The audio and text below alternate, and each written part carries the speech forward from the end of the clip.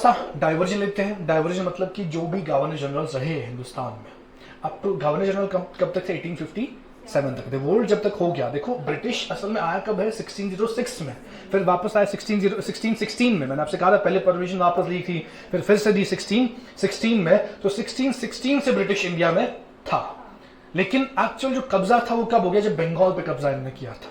English east India company ने जब बंगाल पे कब्जा किया, फिर ये धीरे धीरे एक एक करके स्टेट्स कब्जे में ला रहे थे, अपने एनेक्सेशन कर रहे थे। हम जानते पॉलिसीज वही थी, political policies, doctrine of lapse and subsidiary alliance. तो धीरे धीरे कब्जा चल रहा था एरियाज पे। तो उसी में फिर बंगाल में इन्होंने अपनी सेंट्रल सी, क्योंकि पहला जो रीजन था जो ब्रिटिश ने अपने कंट्रोल में लिया था, दैट वाज बंगाल। ठीक है, वहां पे दो बैटल्स हुई थी, जैसे बैटल ऑफ प्लासी एक बार हुआ था, ठीक है, उसने बहुत कुछ change lie. Battle of boxer हो गया, हमें वहां उस कॉन्टेक्स्ट में नहीं जाना, बट ऐसे ही बता रहा हूं आपको स्टोरी कि पहला जो एरिया था जो ब्रिटिश ने कंट्रोल किया, एक था ट्रेड वो कर रहे थे 1616 से ही, लेकिन पहला एरिया जो बंगाल की बात कर रहा हूं वो था that the Bengal was first annexed by British. तो वहीं से उन्होंने अपना कब्जा शुरू किया। फिर बंगाल के आसपास जो भी टेरिटरीज थी धीरे धीरे उन पर कब्जा करते गए। ठीक है, फ्रॉम 1616 से आगे की बात कर रहा हूं। तो फिर the 1770s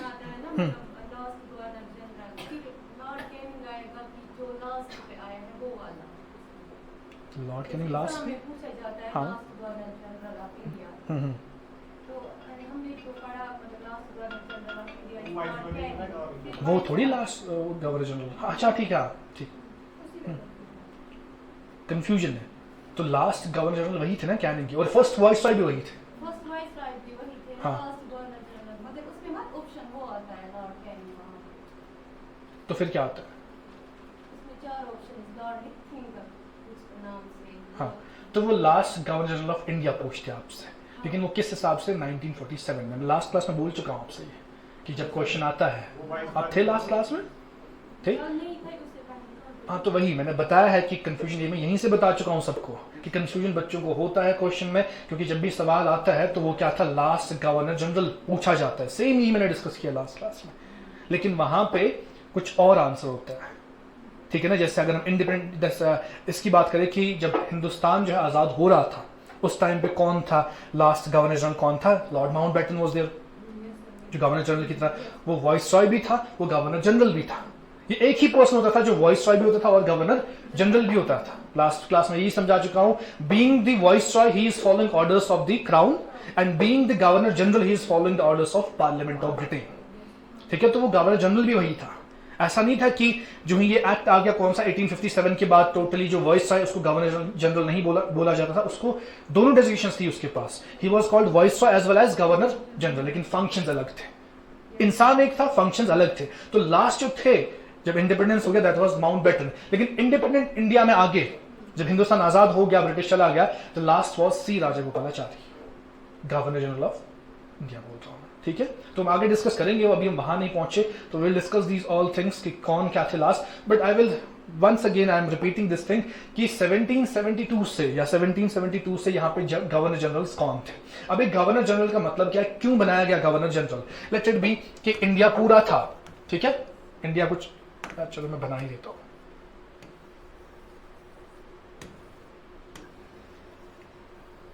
this was India, ठीक है। सबसे पहले यहां से शुरू किया, बंगाल से कब्जा किन्होंने? ब्रिटिश की बात कर रहा हूं। फिर धीरे धीरे एरियाज जो साइड में थे इन पे कब्जा करने लगे, तो आगे बढ़ते ही जा रहे थे वो।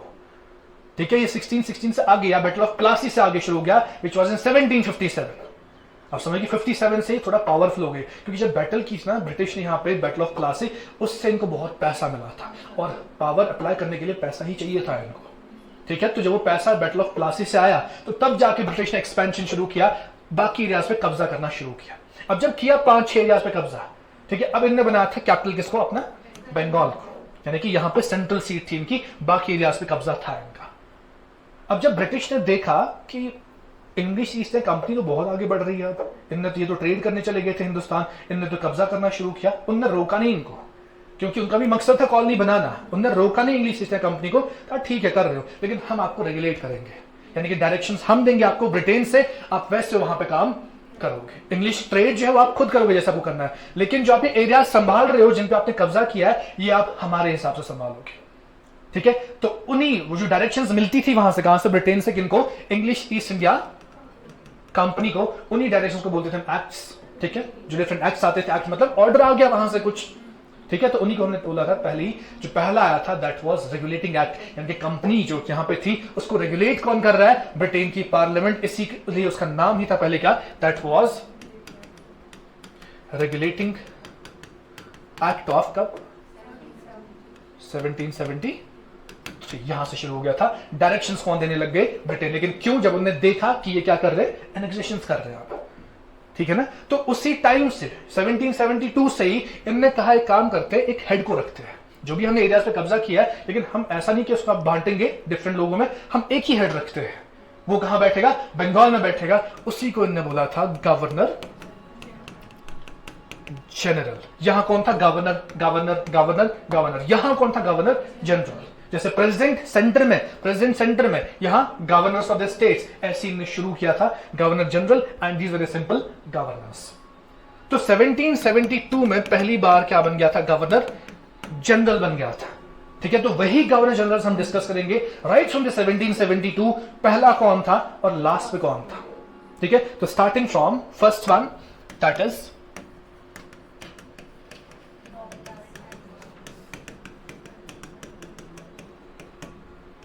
वारन हेस्टिंग्स। आप हेडिंग देंगे गवर्नर जनरल्स, क्यों हेडिंग एज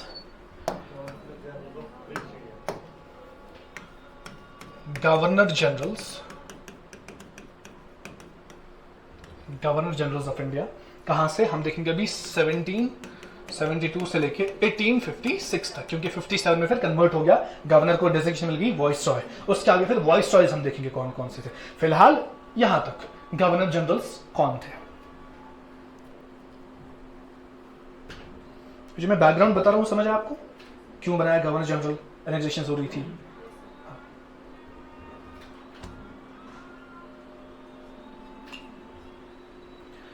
अब जो पहले थे वो कौन थे, वारन हेस्टिंग्स। कब से कब तक थे, 1772 से 1785 तक ये थे गवर्नर जनरल ऑफ बंगाल। 1772 से लेकर 1785 तक। तो 1772 में इन्होंने चार्ज दिया as the governor general of Bengal.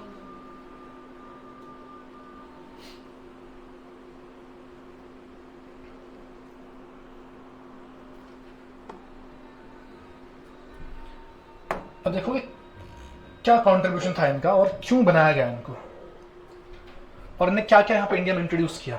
He was the governor जिसने पहली बार इंट्रोड्यूस किया पॉलिसी ऑफ रिंग फेंस।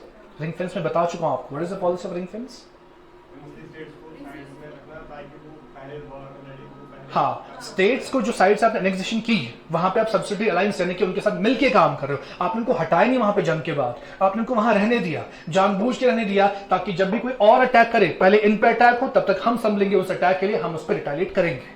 अपना ही मकसद था इसमें। प्रिंसेस को लगता था हमारी बहुत इज्जत है, वो सब हमें वापस मिली अपनी टेरिटरी, हमें यहाँ पे हेड रखा गया, but it was having a deep मकसद बिहाइंड द ब्रिटिश। अब देखो इस टाइम पे जब ये 1772 चल रहा था, इस टाइम पे मेंशन कि यहाँ पे बंगाल था, फॉर एग्जाम्पल यहाँ पे बंगाल है, तो उस टाइम पे जो ब्रिटिश यहाँ पे पावरफुल थी इन बंगाल, तीन एरिया से खतरा था हमेशा ब्रिटिश को।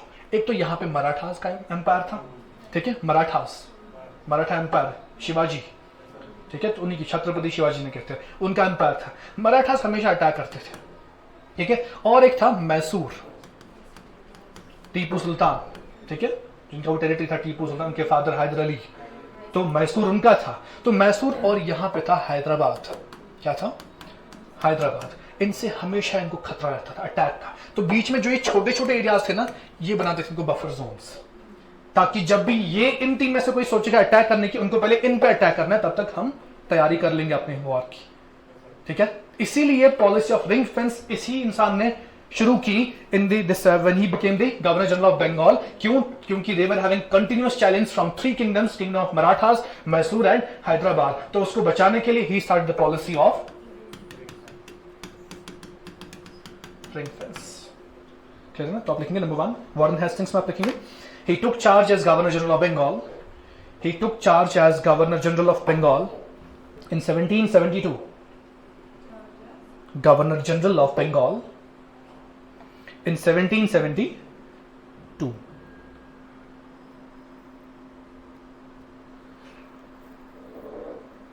In 1770. Next लिखिए, at this time British was facing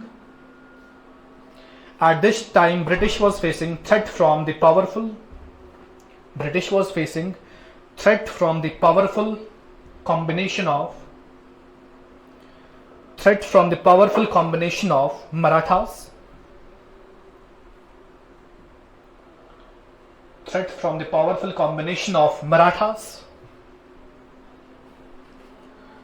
Mysore and Hyderabad.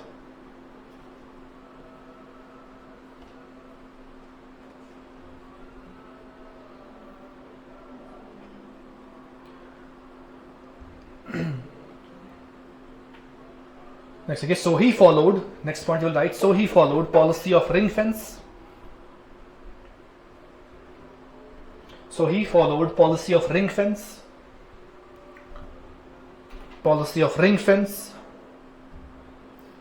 Which aimed at creating buffer zones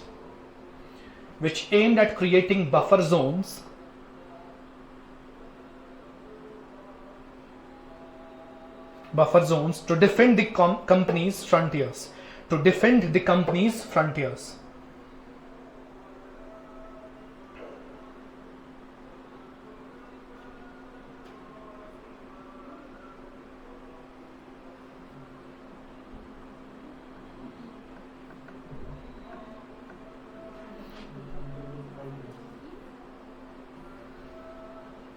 Company's frontiers, frontiers, frontiers.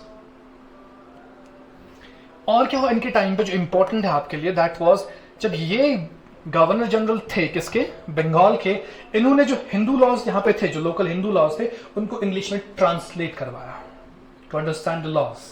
ठीक है, he was the person who made it possible that Hindu laws must be translated into the English language. वो किस में थे, वरना Sanskrit language में थे Hindus के जो लॉज थे. ठीक है, हिंदी लैंग्वेज में हो सकते थे. ठीक है, लेकिन इन्होंने क्या करवाया, he made it possible to translate into the English language, और इसको एक कोड का नाम दिया. ठीक है, दिस कोड जिसमें translation of Hindu laws into the English language, it was termed as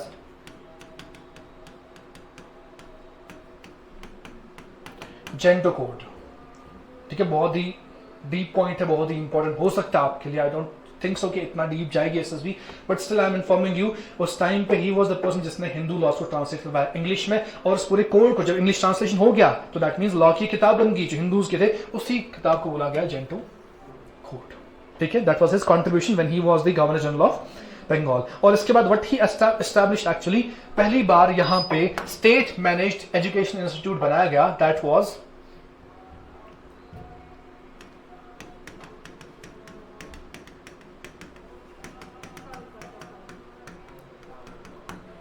Calcutta मदरसा, क्योंकि बंगाल में ही थे तो इन्होंने पहली बार मदरसा बनाया फॉर मुस्लिम्स जो था. Of course it was for Muslims. So it was first time कि ब्रिटिश ने ऐसा कुछ किया था कि पहली बार मदरसा एस्टैब्लिश करवाया. कहां पे, कैलकटा में. ये भी किसने किया था, it was done by the lord Warren Hastings. ठीक है, so you write the next point. At his time Hindu laws were translated. At his time, Hindu laws were translated into English language.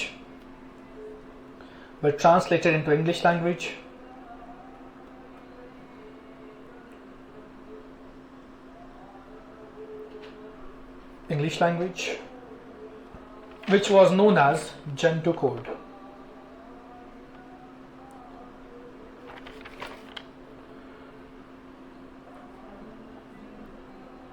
Gentoo Code. GENTOO, Gentoo Code. Next you will write, he founded the Calcutta Madrasa.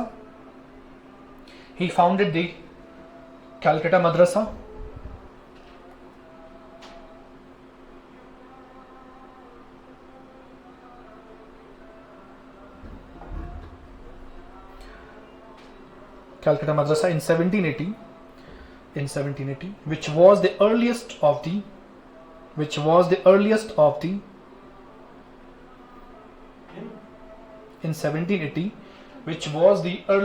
the state managed educational institute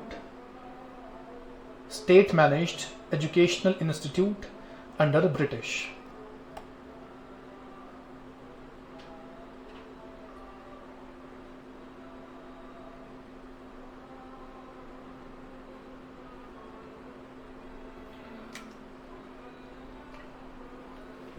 और क्या इनका contribution रहा है कि अब देखो ये oriental learning के बहुत ही मतलब शौकीन थे। ओरिएंटल मतलब क्या है कि लोकल जो एक होता है, दो तरीके हैं एजुकेशन के। एक तो एंग्लिसिस्ट यानी कि education in English language, that is Anglicist way of. एक होता है ओरिएंटलिस्ट जो यहाँ के लोकल लैंग्वेज पे फोकस करते हैं, उसी में एजुकेशन इम्पार्ट होनी चाहिए, जैसे मदर टंग हम बोलते हैं, इस वे को कहते हैं ओरिएंटलिस्ट। सो जो दिस वारेन हेस्टिंग्स थे, he was very much fond of this things कि लोकल लैंग्वेज पे फोकस किया जाए, इनको सीखे। तो इसने इसी चक्कर में, ओरिएंटल लैंग्वेज के चक्कर में इसने शुरू किया था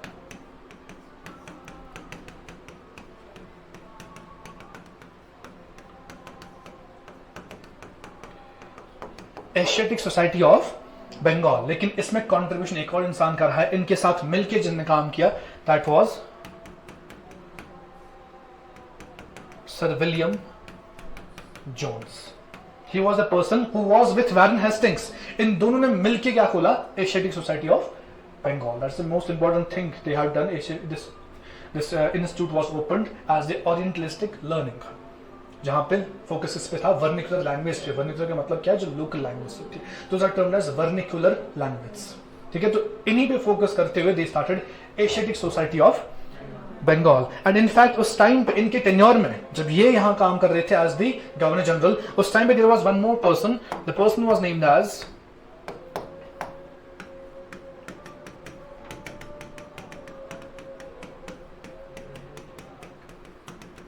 Jonathan Duncan.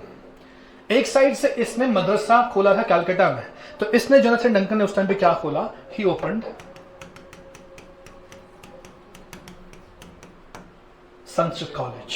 That was the time of Warren Hastings. यहां पे क्या पढ़ाया जा रहा था? हिंदू लॉज को और फिलोसफी। जो संस्कृत कॉलेज था, हिंदू लॉज वर बीइंग टीच्ड as well as with philosophy.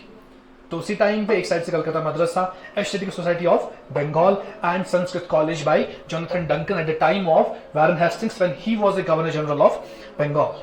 ठीक है, so you write the next point. As being the great patron of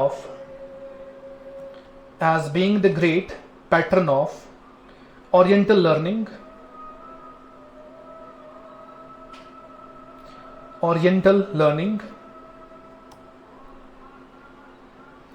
he founded the Asiatic Society of Bengal.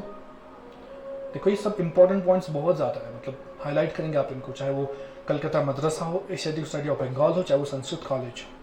Asiatic society of Bengal with William Jones, Asiatic society of Bengal with William Jones in 1784. In 1784. Next, okay. During his tenure, Jonathan Duncan started Sanskrit College. During his tenure, T-E-N-U-R-E. During his tenure, Jonathan Duncan started Sanskrit College.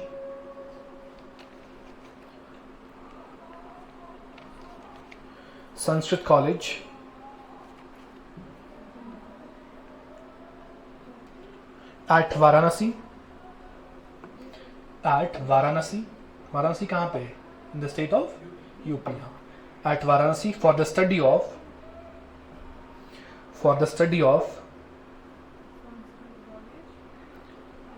Sanskrit College at Varanasi for the study of Hindu laws and philosophy.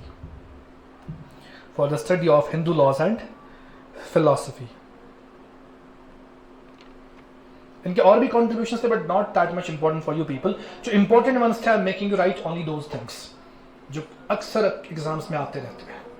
ठीक है ना, तो last पे फिर ये 1785 में इसको क्यों हटाया गया as the governor general of Bengal? नहीं लिखा? मदरसा के बारे में लिखा हमने? लिखा है ना? हाँ। तो I was saying that how he was dispose, यानी कि उसको कैसे हटाया गया as the governor general of Bengal. As I mention, जब ये रूल कर रहे, या इनका जब ये गवर्नर जनरल थे, उस टाइम पे 3 टेरिटरी से खतरा था। कौन कौन से टेरिटरीज मैंने बताई? एक तो मराठास और Mysore as well as Hyderabad. तो इनकी बहुत ही बुरी वॉर्स हो रही थे मराठास के साथ। तो जब एंग्लो मराठा वॉर्स हो गए, उन वॉर्स में इनका बहुत पैसा चला गया था।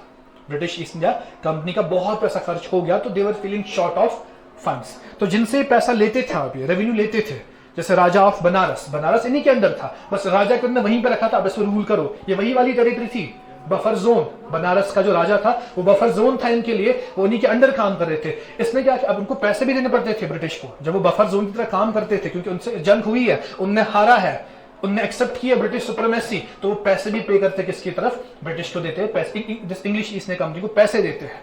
तो इस टाइम पे जब एंग्लो मराठा वॉर्स हो गए, यानी कि इंग्लिश की लड़ाई किससे हुई, मराठा से, तो उसमें काफी पैसे इनके निकल गए।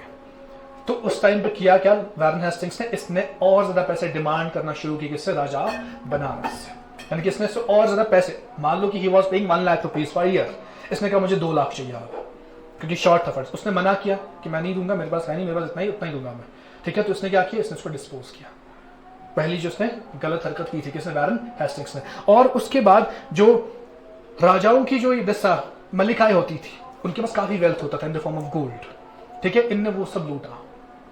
इनने वारेन हेस्टिंग्स ने इन्हीं हरकतों की वजह से इनको हटाया गया as the governor general of Bengal. So it was the shortage of funds when he was being attacked by the Marathas. तो उस चक्कर में उसने एक्स्ट्रा पैसा डिमांड किया डिफरेंट राजाओं से, उन्होंने मना किया, तो इनके खिलाफ ऑफेंसिव एक्शन लेते थे फिर।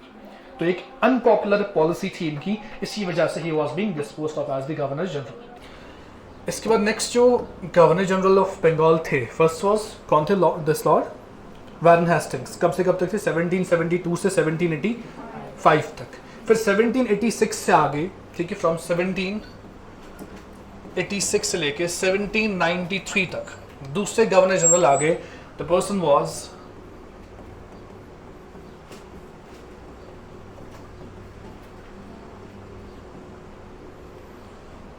कॉर्नवालिस।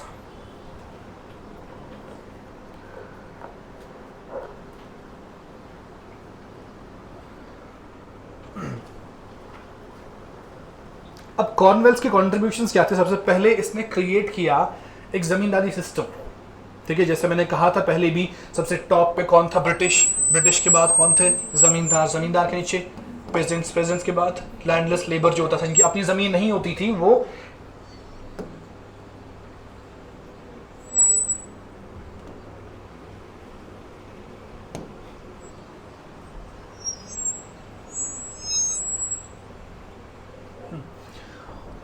ये लैंडलेस लेबर जो था ये किनके अंडर काम करते थे, पेजेंट्स के अंडर। हिमालयन बाइक है किसी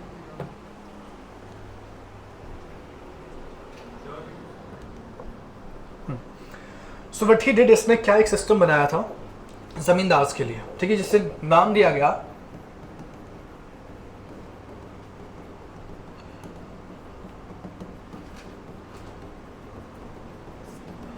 परमानेंट सेटलमेंट। यानी कि इसने एक साथ बात करके रखी इनके साथ, जमींदार के साथ, कि आपको कितना पैसा हमें देना है क्रॉप सीजन में, उसे कहते हैं परमानेंट सेटलमेंट। मतलब कि आपस में बातचीत करके सेटल करना कि how much revenue you have to pay, how much tax you have to pay. जैसे वही था, जमीन थी, इस पे जमींदार को मालिक बनाया जाता था, ये इस पे पेजेंट्स को लाता था। जमींदार को खुद टैक्स इनको देना पड़ता था ब्रिटिश को, तो ब्रिटिश इनके साथ डील करती थी। ब्रिटिश कभी भी पेजेंट से डील नहीं करती थी, वो किनसे डील करती थी, जमींदार से। तो उनके साथ सेटलमेंट बनाया, that was permanent settlement. For example ने कहा कि 50% रेवेन्यू आप हमें देंगे जो भी वहां से निकलेगा, तो ये जमींदार इनसे लेते थे, पेजेंट से कितना 80%, 30 खुद रखते थे, 50 ऊपर दिया। तो ऐसे ही परमानेंट सेटलमेंट्स आ गए, ठीक है। सेटलमेंट मतलब वही था that you are actually dealing with the zamindars, कि आप कितना पैसा हमें दोगे। वो किसने लाया था, इट वाज बाय कॉर्नवेल्स। पहली बार सबसे पहले जो सेटलमेंट आया था, पॉलिसी आई थी टैक्स कितना देना है जमींदारों को, वो सबसे पहले यही आई थी परमानेंट सेटलमेंट के फॉर्म में, ठीक है। इसके बाद और जैसे डिफरेंट महल वाली सेटलमेंट आ गया था, राइट वाली सेटलमेंट राइट्स के साथ। एक वक्त ऐसा भी आ गया कि जमींदारों को बीच से हटाया गया, सीधे पेजेंट से डील करने लगे ब्रिटिश। बट शुरू हुआ था जमींदार से ही, जब ब्रिटिश जमींदार से डील करते थे कि कितना पैसा आप हमें जमीन से दोगे, उसी को कहते थे permanent settlement. That was started by the Cornwallis. और इसके बगैर एक और कंट्रीब्यूशन का था, that he codified the laws, यानी कि लॉज लिखे इसने कि हिंदुस्तान में कौन कौन से कानून होंगे, कौन कौन से कानूनों पे चलना है, ठीक है। एक होता है, इससे पहले जो था वारेन हेस्टिंग्स, उसने क्या किया, हिंदू लॉज को ट्रांसलेट किया था किसमें, इंग्लिश में। बट इस शख्स ने खुद लॉज कोडिफाई किया, यानी कि खुद लॉज बनवाए, ठीक है। और उसका नाम भी अपने कोड पे ही रखा, and that code was known as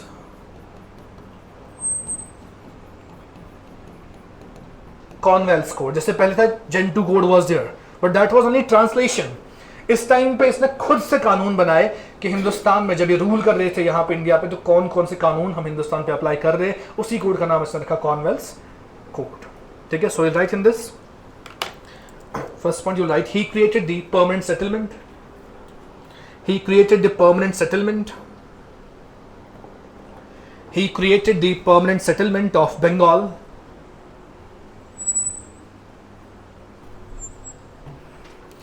permanent settlement of Bengal,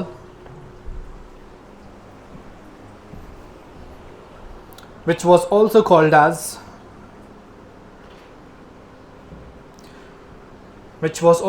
as zamindari system, which was also called as zamindari system.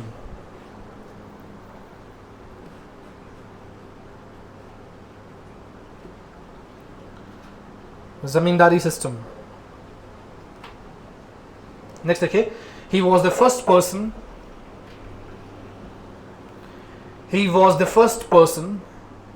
to codify the laws, first person to codify the laws,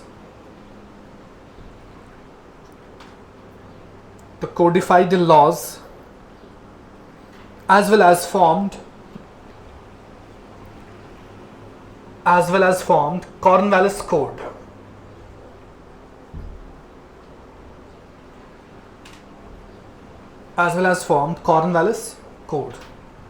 तो पहले ऐसे ही बोलते थे code की form में, जैसे IPC था, what was IPC? Indian penal code, that means उसमें कुछ लॉज लिखे होते थे, वैसे ही इनने अपना कोड बनाया था अपने नाम से ही, कॉर्नवेलिस कोड के नाम से। इसके बाद what was the next contribution, that he was the person जिसने इंडियन सिविल सर्विसेज क्रिएट किया, जो आजकल आप देखते हो prestigious examination of India, that is UPSC के अंडर आईएएस एग्जामिनेशन होता है। ये इंडियन एडमिनिस्ट्रेटिव सर्विस का एग्जाम शुरू किसने किया था? It was done by the same person, Cornwallis. ठीक है, और इसके बाद व्हाट ही डिड, इन्हीं सर्विसेज का यूरोपियनाइजेशन, यानी कि इंडियंस को जगह नहीं दे रहा था, he was actually going with the Europeans, जिसे कहते हैं Europeanization of the services. So civil, in fact इसी को कहते हैं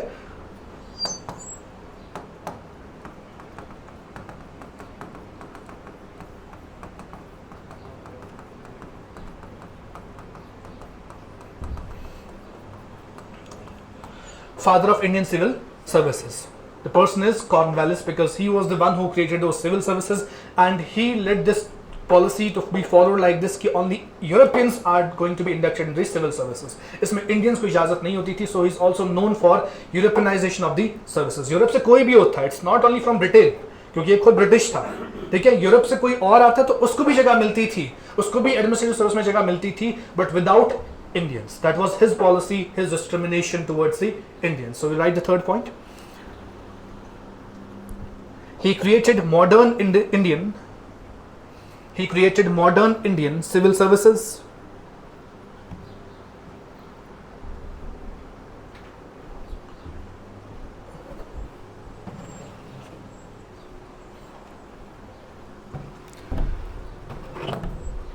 Modern Indian civil services, due to which he is called as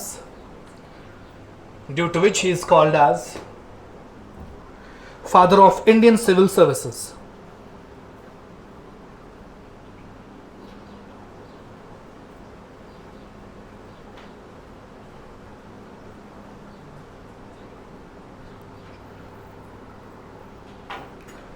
Father of Indian civil services. Next देखिए, he was also responsible for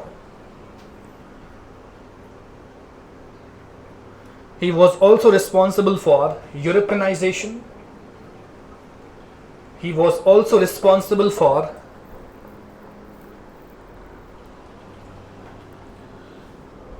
Europeanization of administrative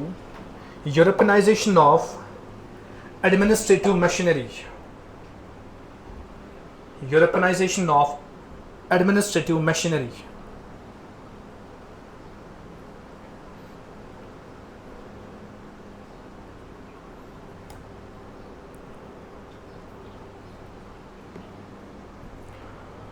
इसके बाद इसने शुरू क्या किया कॉर्नवालिस ने, जो आजकल आप पुलिस देखते हो, जो पुलिस सर्विस है, वो पुलिस सर्विस भी इसी ने क्रिएट की। हम पुलिस स्टेशन को क्या बोलते हैं? नहीं, थाना ये वहीं से आया है, ही क्रिएटेड दोज थानास, ठीक है। उसके ऊपर सर्कल ऑफिसर जो पूरे डिस्ट्रिक्ट को देखता था, जैसे एसपी सुपरिटेंडेंट ऑफ पुलिस, वो इसने क्रिएट किया है। तो हर किसी एरिया के अलग अलग थाना इसने बनाया। So he was also the creator of police services. So ये दो इंपॉर्टेंट कंट्रीब्यूशन है। इंडिया में सिविल सर्विसेज फाउंड किसने किए? कॉर्नवालिस ने। इंडिया में पुलिस सर्विस शुरू किसने किया? It was only by Cornwallis, ठीक है। इनफैक्ट एक इनका अच्छा कंट्रीब्यूशन रहा कि स्लेवरी के खिलाफ थे ये। इंडिया में बहुत हाई लेवल पे स्लेवरी चलती थी। ब्रिटिश काम लेते थे हिंदुस्तानियों से, जिसे बेगारी सिस्टम बोलते हैं, ठीक है। काम लेना विदाउट गिविंग मनी, काम लेना, उतना पैसा फिर वापस नहीं देना जितना डिजर्व है उसके लिए, तो उसे बेगार सिस्टम कहते हैं। तो उसके लिए ये नोन थे ब्रिटिश, ये हिंदुस्तानियों से ये काम निकालते थे, तो टाइप ऑफ स्लेवरी ही चल रही थी। तो he was the person who acted against the slavery. इसने ये कहा था कि जो भी पाया गया स्लेवरी की प्रैक्टिस में, he will be prosecuted in the supreme court. That was the action of Cornwallis against the slavery, ठीक है। So you write the next point. किसी के लिए भी जो भी पाया गया, उस टाइम पे राजा महाराजा होते फॉर एग्जाम्पल, वो किसी से स्लेवरी करवाते हैं, ठीक है, तो उसके लिए भी वो सजा थी। Next will write, he created the police services, he created the police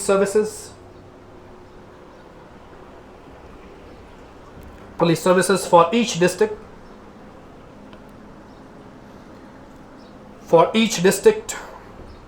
with different thanas,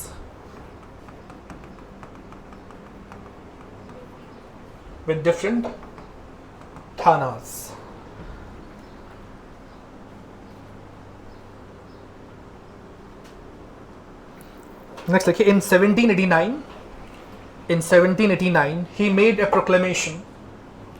In 1789, he made a proclamation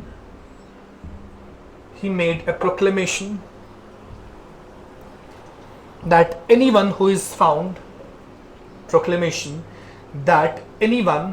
इसको इन्वर्टेड कॉमास में रखेंगे आप, that anyone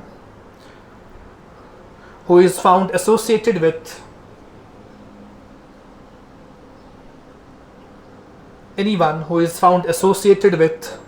slavery would be prosecuted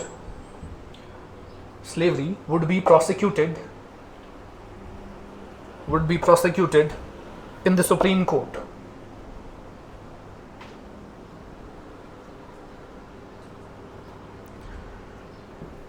अब इसके बारे में स्पेशल क्या था, ये पहला ऐसा गवर्नर जनरल था जो पार्लियामेंट से आया था, पार्लियामेंट ऑफ यूके से। इससे पहले जो गवर्नर जनरल्स होते थे वो कौन थे? जो इंग्लिश ईस्ट इंडिया कंपनी में सर्व करते थे, किसी को बनाया गवर्नर जनरल। लेकिन ही वाज द फर्स्ट पर्सन जो ब्रिटिश पार्लियामेंट से आया था और यहाँ बन गया गवर्नर जनरल, यानी कि उन्होंने भेजा था उसको, ठीक है। तो अक्सर मैंने ये स्टेटमेंट देखी है क्वेश्चन में, the first parliamentary governor general in India, Britain parliament की बात कर रहा हूँ, that was the same person, Lord Cornwallis. In fact, he was the person who died in India itself, and his grave is also there in India itself. उसको वहाँ लिया भी नहीं गया फिर, तो जब यहाँ आया ये यहीं इसकी डेथ होगी, और इनका ग्रेव जो है that is presently in a place named as Ghazipur in the state of UP. There the grave of Cornwallis is still there. ठीक है, so we'll write the next point. He was the first parliamentary governor general.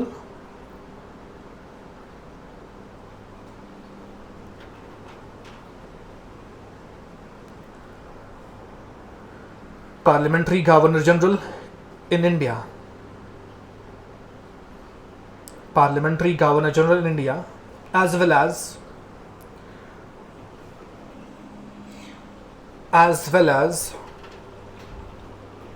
he was the first Governor General, as well as he was the first Governor General to die in India.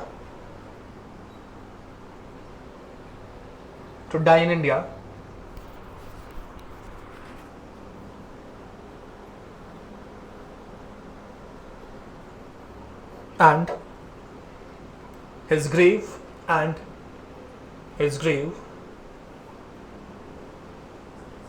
being at Ghazipur,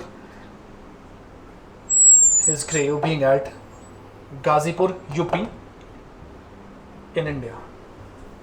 Ghazipur, UP in India.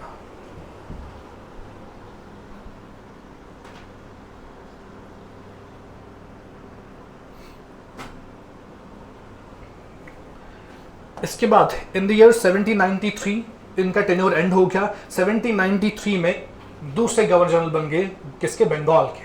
ये कौन थे? Third was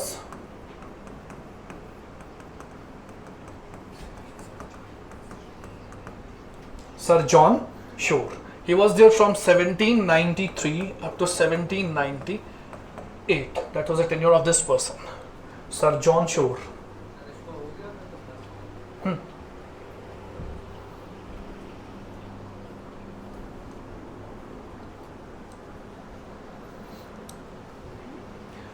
अब इनके बारे में खास क्या था कि ये पहले सिविल सर्वेंट थे जो गवर्नर जनरल बने।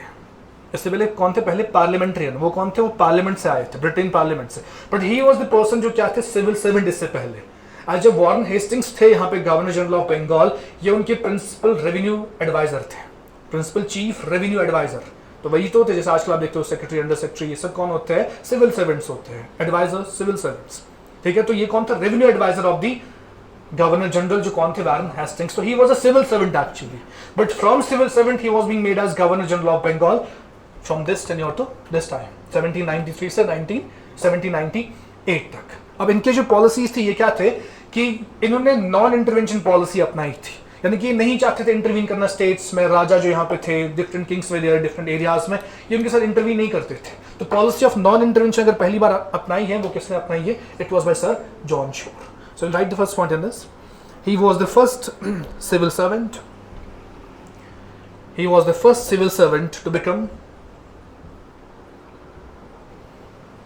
He was the first civil servant to become Governor General.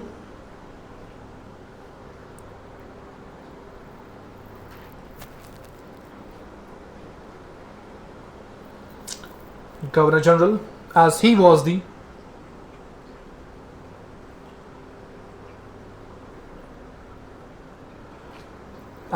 the principal revenue advisor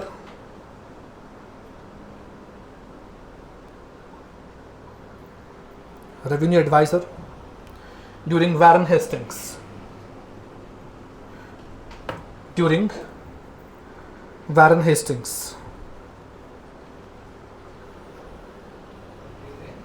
Warren Hastings.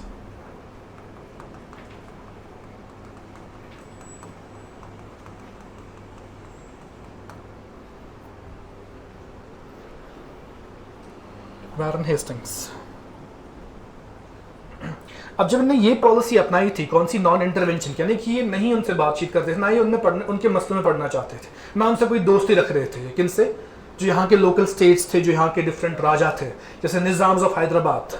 मैंने आपको बताया कि डिफरेंट रूल जब ब्रिटिश बंगाल में था, I have shown it you on the map. For example here was Bengal, यहाँ से कौन थे? मराठा एम्पायर था। ठीक है, यहाँ से कौन थे?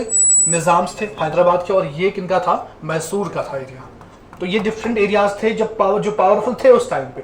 तो ये बंगाल में बैठा था सर जॉन शोर। तो he was following policy of non intervention, ना इनसे दोस्ती, ना इनसे दुश्मनी भी नहीं है, दोस्ती भी नहीं है। तो शॉर्ट में इग्नोर कर रहे थे इनको। इस इग्नोरेंस से क्या हो गया? Nizams of Hyderabad they get close to the French, क्योंकि एज आई मेंशन कि 5 यूरोपियन कंट्रीज हिंदुस्तान आई थी जो यहाँ पे ट्रेड एंड कॉमर्स के लिए थे।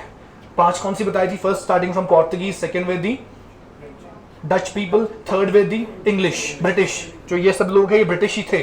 Third with British, fourth with Danish people, Denmark, fifth with the French. तो ये पांचों एक साथ यहाँ पे काम कर रहे थे। तो जब इंग्लिश ने इनके साथ डील करना छोड़ दिया तो इन्होंने दोस्ती की निजाम्स ने किनके साथ? फ्रेंच के साथ। इनफैक्ट ये मैसूर और दिस मराठास जो ये टेरिटरीज थी, इनने भी शुरू की दोस्ती किसके साथ?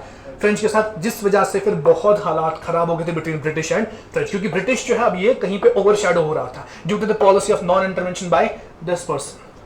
अब समझ लो, देखो, he followed the policy of non-intervention. He followed the policy of non-intervention with other states or territories. Non-intervention with other states or territories. With other states or territories. Next, okay, it resulted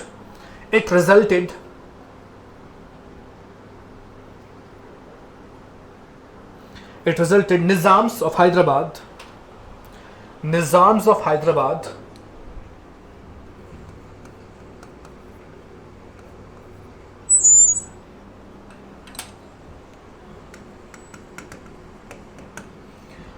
Nizams of Hyderabad employing French in their territory, employing French in their territory, as well as Marathas and Tipu Sultan, as well as Marathas and Tipu Sultan also sought help of Marathas and Tipu Sultan also sought help of French, also sought S-O-U-G-H-T, sought help of French, which undermines the British.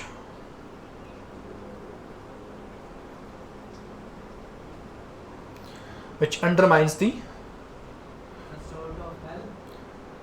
also sought help of French, which undermines the British, which undermines the British. यानी कि जो भी side के areas थे, जो side Marathas यहां पे थे,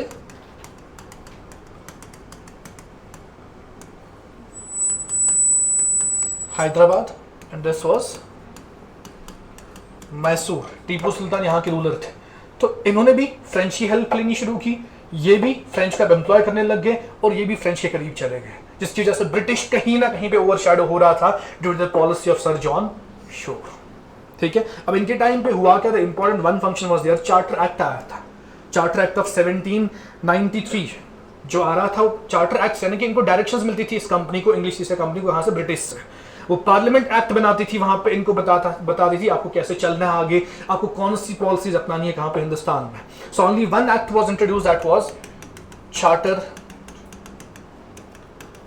act of 1793 was introduced in India. अब चार्टर एक्ट का मतलब क्या होता था, पहली बात चार्टर का मतलब होता था कि इनकी परमिशन, जब ये पहली बार हिंदुस्तान आए थे, ब्रिटिश की बात कर रहा हूं, तो इनको मान लो 20 साल की परमिशन मिल गई है, ठीक है ना, 20 साल की परमिशन मिल गई। 20 साल के बाद इनको जो परमिशन मिलती थी वो in the form of written document मिलता था, उसी को बोलते थे चार्टर एक्ट। अब समझो, चार्टर जब भी यूज होता है दैट मींस उसका पहला प्रोविजन क्या होगा कि extension of permission to trade in India. तो दैट मींस यहां तक इनको परमिशन मिली थी फ्रॉम कहां, 1606 से या 1616 से जब आए थे ब्रिटेन यहाँ पे, तो तब से परमिशन मिलती जा रही थी यहां तक 1793 तक।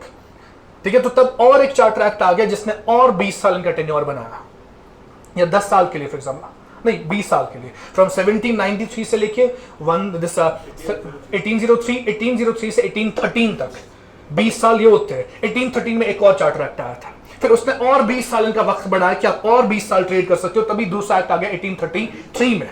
तो ये 20-20 साल का वक्त बढ़ाते थे कौन, चार्टर एक्ट्स, जो क्या मेनली इनका प्रोविजन क्या होता था, परमिशन बढ़ाना ट्रेड करने के लिए। लेकिन उस परमिशन बढ़ाने के साथ साथ कुछ और बातें भी लिखी होती थी नेक्स्ट में कि आप और क्या क्या कर सकते हो, वहां पे कुछ चेंज होती थी कि आपको कैसे चलना है हिंदुस्तान में। तो इनके टाइम पे वही चार्टर एक्ट ऑफ 1793 इंट्रोड्यूस हो गया था इंडिया में, when he was the governor general of Bengal. ठीक है, तो नेक्स्ट देखेंगे आप, during his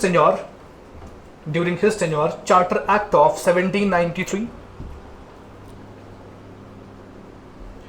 during his tenure, Charter Act of 1793 was enacted. Charter Act of 1793 was enacted.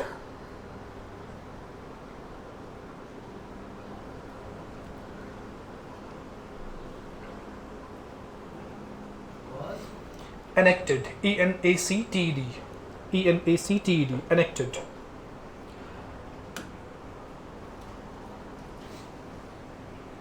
इसके बाद नेक्स्ट जो आए, जब इनका टेन्योर खत्म हो गया, कब, 1798 में, जो नेक्स्ट गवर्नर जनरल बने वो कौन बने,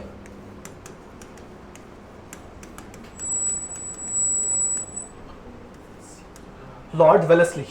ठीक है, वेलेस्ली कब से बने, फ्रॉम 1798 से लेके 1805 तक he was the next governor general of Bengal.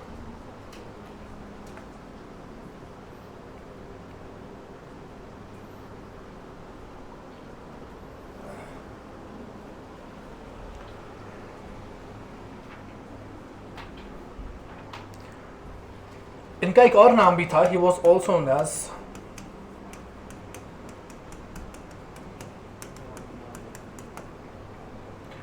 He was known as Lord Mornington. It was also the name of Wellesley. अब ये कौन थे, इन्होंने इंट्रोड्यूस क्या किया, इनका कंट्रीब्यूशन क्या था जब ये गवर्नर जनरल ऑफ बंगाल थे during this tenure? First he introduced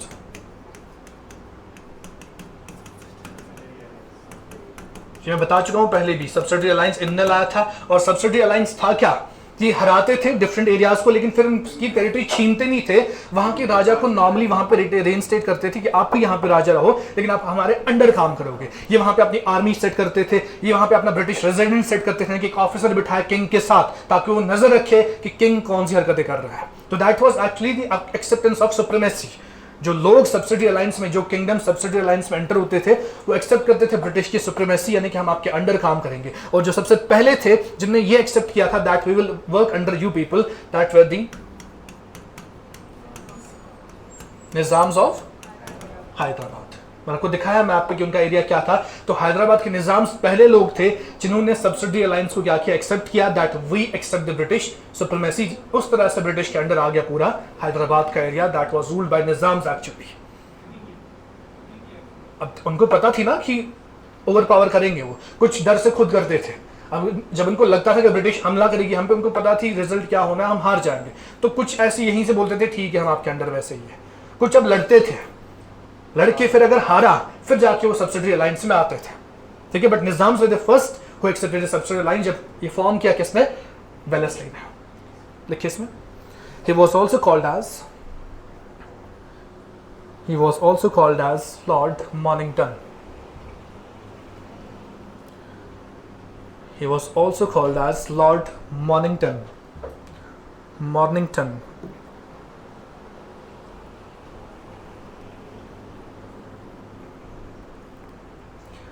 Next, okay, he adopted the policy of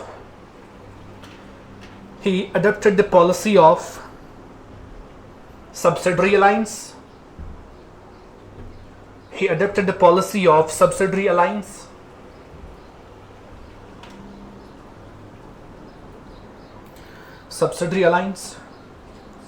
And Nizams of Hyderabad were the first. And Nizams of Hyderabad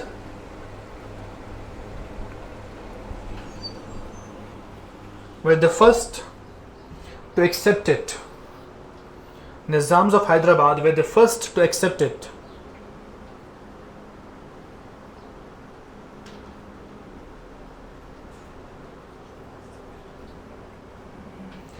एक तो उसने हैदराबाद को भी नेक्स्ट किया था बाय सब्सिडरी अलायंस, और जो नेक्स्ट एरिया था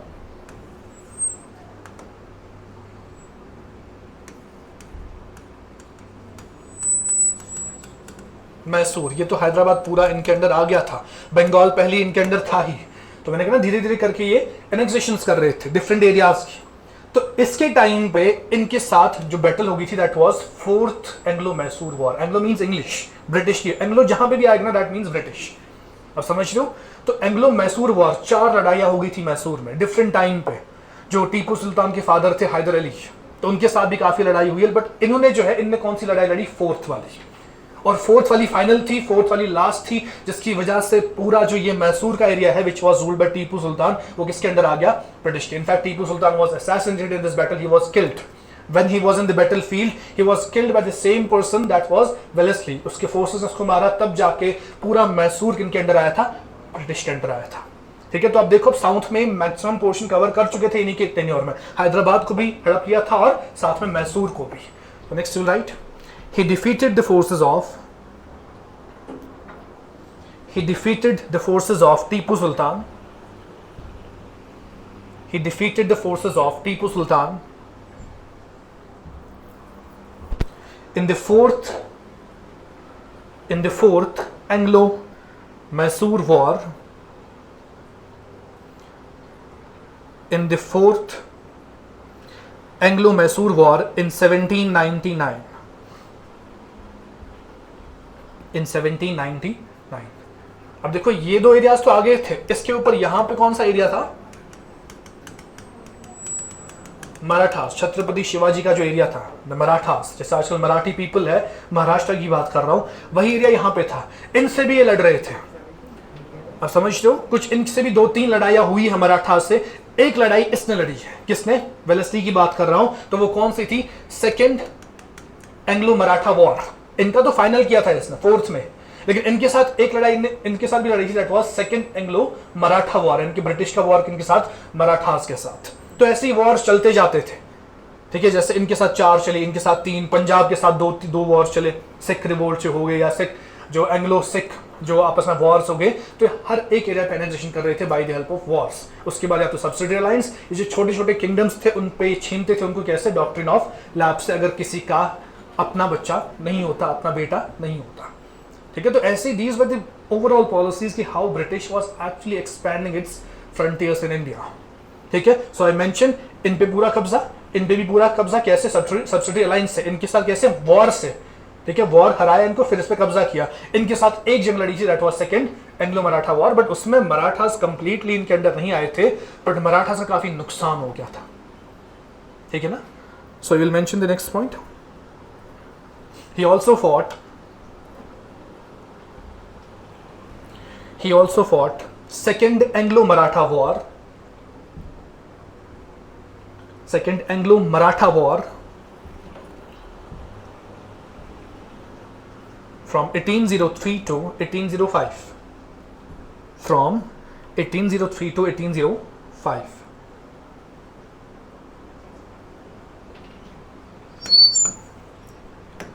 एक और कंट्रीब्यूशन इनका रहा हुआ है कि इन्होंने बनाया था एक college,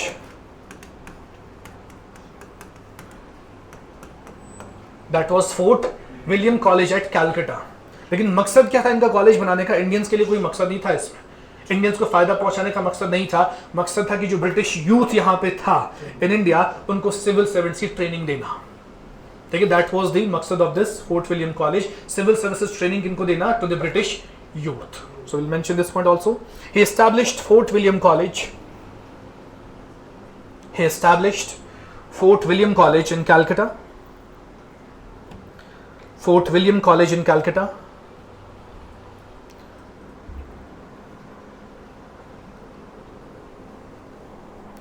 To teach the British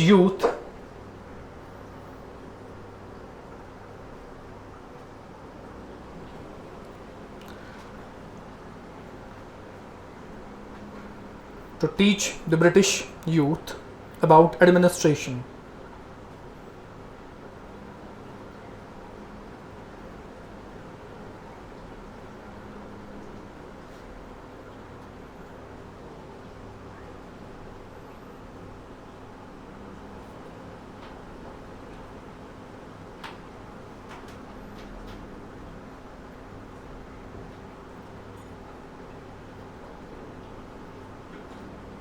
About administration. इसके बाद जो नेक्स्ट आए थे, द फिफ्थ वन,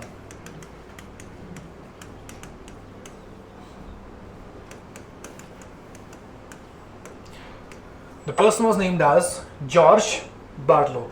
2 साल के लिए ये बने, फ्रॉम 1805 से लेके 1807 तक, क्योंकि 1805 में लॉर्ड वेलेस्ली उनका टेन्योर खत्म हो गया था। उसी 5 में कौन आए? George Barlow was the next governor general and he was there for 2 years tenure. इनके टाइम पे इन्होंने भी सेम पॉलिसी जैसे सर जॉन शोर ने अपनाई थी, that was policy of non intervention, इनने उसी को फॉलो किया, क्योंकि वॉर्स में काफी नुकसान इनका भी हो रहा था। चाहे इससे पहले वेलेस्ली ने मैसूर वॉर लड़ा, ठीक है, या उनने मराठास के साथ वॉर लड़ा, तो नुकसान ब्रिटिश का भी काफी ज्यादा होता था।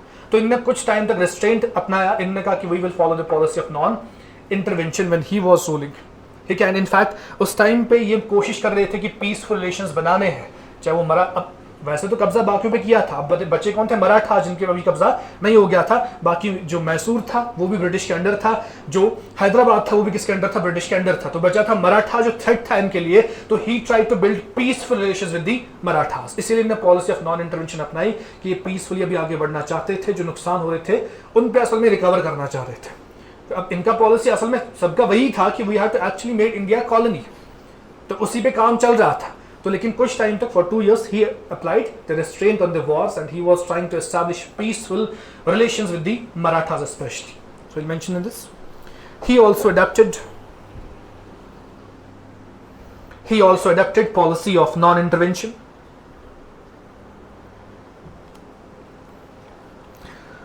policy of non-intervention with princely states.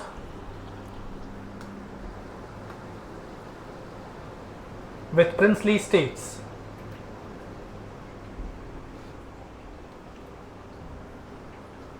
Next, okay, he tried to establish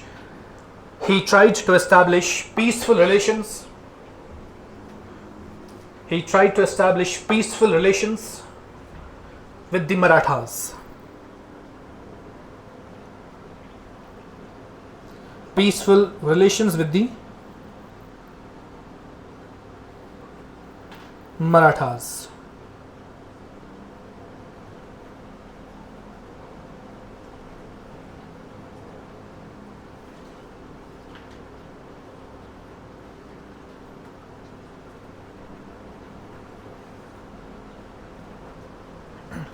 एक और इम्पोर्टेंट टाइप ऑफ म्यूटनी हो गई थी इनके टाइम पे। अभी देखो हम 1857 रिवोल्ट पे नहीं है, वो हमने डिस्कस कर चुके हैं, बट मैं आपको थोड़ा सा पीछे ले गया कि कौन कौन से गवर्नर जनरल्स इंडिया में रह चुके हैं अप टू 1857, क्योंकि उसके बाद हम हर किसी हेड अथॉरिटी को एड्रेस करेंगे as the voice Roy.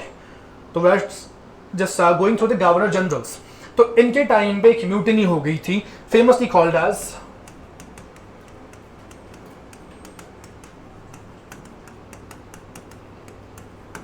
Vellore mutiny. Vellore is the name of the place in Tamil Nadu. Vellore mutiny में क्या हो गया था, उस टाइम पे ब्रिटिश ने अपना ड्रेस कोड चेंज किया था। जैसे यूनिफॉर्म चेंज हुई थी स्कूल्स की, वैसे ही ब्रिटिश ने आर्मी के लिए अपनी यूनिफॉर्म चेंज की थी। तो इंडियन जो सिपाहीज थे किसमें, ब्रिटिश में, तो उनको डिसरेस्पेक्टफुल लगा था, कुछ ऐसा था उस यूनिफॉर्म में जो उनको लगता था कि हमारा रिलीजन हार्म हो रहा है। ठीक है, जैसे होता है कि आजकल देखो for example there is the famous cricketer that South African cricketer, हाँ, he don't use to take that, वो जो दिस वाइन का ब्रांड है, ठीक है, कैसल, वो नहीं लगाते अपनी यूनिफॉर्म में। इनफैक्ट ही पे फाइन फॉर दैट, वो तैयार है पैसे भरने के लिए, but he will not let that happen कि अपनी यूनिफॉर्म पे वो उसका दैट जो ब्रांड है वो लिखे उस पर, एक वाइन का ब्रांड है। तो उनको लगता है डिसरेस्पेक्टफुल टुवर्ड्स द रिलीजन। तो ऐसी इनने भी कुछ ऐसी यूनिफॉर्म इंट्रोड्यूस की थी उस टाइम पे इन 1806 में, ठीक है, जिसकी वजह से इंडियन सिपाही जो थे उनने म्यूटिनी की, बगावत की ईस्ट इंडिया कंपनी के खिलाफ कि हम इस यूनिफॉर्म को एक्सेप्ट नहीं करेंगे। तो you can say it is a precursor to the revolt of 1857। एक म्यूटिनी हो गई थी, छोटी सी म्यूटिनी, जहां पे इंडियन सिपाहीज ने रिजेंटमेंट दिखाया था against British East India company में based on the uniform which was being changed by the British authority. उसी को फेमसली बोलते हैं Vellore. In fact it's termed as Vellore white mutiny. ठीक है, so this write the next point, white mutiny at Vellore. White mutiny at Vellore. Vellore कहां पे, तमिलनाडु में। At Vellore occurred during his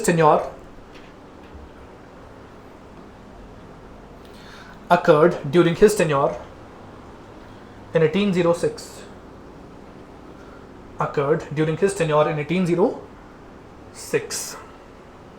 In 1806. In fact, you can write in the brackets, खुद से ही लिखो ये mutiny किस बेसिस पे थी, because the issue was changing of the uniform by British East India Company. दो बार बताया मैंने, सुना नहीं आपने? ब्रिटिश ईस्ट इंडिया कंपनी ने आर्मी की यूनिफॉर्म चेंज की थी। तो इंडियन सिपाहीज को ऐसा लग रहा था कि इस यूनिफॉर्म में कुछ ऐसा है जिससे हमारा रिलीजन मतलब खतरे में, उनको लगता था डिसरेस्पेक्ट रिलीजन की तरफ। जैसे मैंने एग्जांपल भी दिया आपको साउथ अफ्रीकन प्लेयर की, तो वैसी यूनिफॉर्म चेंज की थी ब्रिटिश ईस्ट इंडिया कंपनी ने, किसकी, आर्मी की। तो इंडियन सिपाहीज उसको एक्सेप्ट नहीं कर रहे थे, कुछ ऐसा था उसमें जिससे उनको लग रहा था हमारे मजहब की बेइज्जती हो रही है। That was the issue. उसी बेस पे उन्होंने क्या किया, म्यूटिनी की, उनने वापस रिजेंटमेंट दिखाया ब्रिटिश की, और it was the issue of changing of uniform by British East India company. ठीक है, सो आज मैं यहीं पर रोक रहा हूं। We discussed 5 of this governor generals, totally 14 थे, 14 governor generals way up to 1857। सो कल हम बाकी हम डिस्कस करेंगे और कल ही खत्म करेंगे, क्योंकि जो बाकी दिस गवर्नर जनरल्स है बहुत ही कम कंट्रीब्यूशन है इनका। सो 2-3-4 lines about every governor general. जो लास्ट है उनका कुछ अच्छा खासा पार्ट, जैसे लॉर्ड डलहौजी वाज देयर, ठीक है, तो उनका अच्छा खासा कंट्रीब्यूशन है। तो I will try to finish the 14 governor generals in the tomorrow's class. अगर नहीं हुआ तो परसों कंप्लीट होगा ही होगा। तो फिर हम अपने नॉर्मल उस कोर्स पे वापस आते हैं जो रिवोल्ट ऑफ 1857 से आगे हो गया था, the story of the Indian national movement.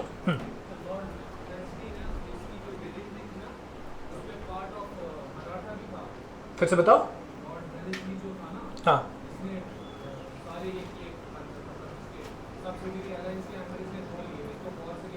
हाँ, it was type of, he was trying to do that, ठीक है, तभी तो आपस में बैटल हो रहा था मराठास। और अब देखो बैटल के लिए कुछ चाहिए ना आपको, या तो आप कुछ चीजें लूट रहे हो, वो भी तो नहीं कर पाओ, क्योंकि मराठास जो थे, मराठास वो they were the greatest looters. Marathas was the strongest force. गलती उनकी एक ही थी, उनने कहीं पे एडमिनिस्ट्रेशन लगाया नहीं। जिस भी एरिया में मराठा जाते थे ना, वहां से जीत के आते थे और वहां पे बस लूट के आते थे। उनने कभी भी, जैसे कभी किसी ने वॉर किया, किसी को हराया, तो वो क्या करते थे, कब्जा करते थे उसकी जमीन पे, यानी कि उसकी टेरिटरी फिर कब्जे में आती थी। मराठास ने कभी किया ही नहीं, वो जाते थे, उनको हराते भी थे, लेकिन अपना कब्जा कभी किया नहीं, वो बस लूट के आते थे उनको वापस। अगर मराठास ने गलती से ऐसा किया होता कि वहां पे अपनी एडमिनिस्ट्रेशन लगाई होती, जिन जगहों पे उन्होंने वॉर्स लड़ी, तो पूरा हिंदुस्तान मराठास के अंडर होता। मराठास वर द ग्रेटेस्ट फाइटर्स, ठीक है ना। सो मराठास अब ये कोशिश कर रहे थे उनकी सब टेरिटरी छीनने की, क्योंकि मैसूर के ऊपर मराठास की टेरिटरी थी। तो that was the content of that war between English and the Marathas, ठीक है। कल हम इसको डिस्कस करेंगे फिर से। थैंक यू फॉर टुडे, मिलते हैं आपसे इन टुमारोज क्लास।